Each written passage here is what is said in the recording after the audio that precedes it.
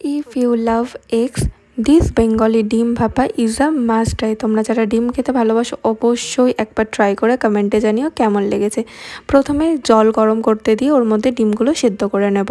দেন একটা মিক্সিং জারে সর্ষে, পোস্ত, আদা, রসুন আর কাঁচা লঙ্কা দিয়ে ভালো করে একটা পেস্ট তৈরি করে নিতে হবে। এরপর ডিমের খোসাগুলো ছাড়িয়ে ওই কড়াতে তেল গরম করে দিয়ে ওর মধ্যে হলুদ গুঁড়ো, লঙ্কার গুঁড়ো আর নুন দিয়ে ডিমগুলো ভালোভাবে লাল লাল করে ভেজে নিতে হবে।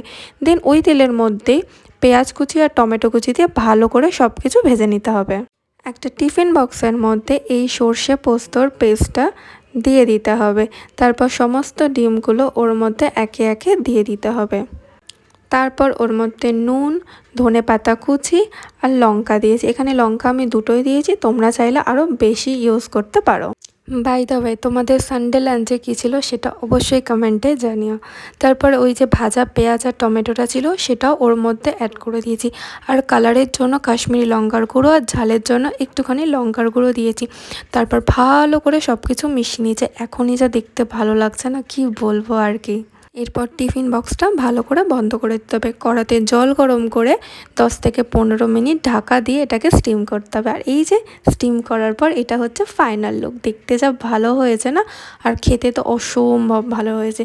তোমরা কিন্তু অবশ্যই ট্রাই করো আর জানিও কেমন লাগলো। টাটা।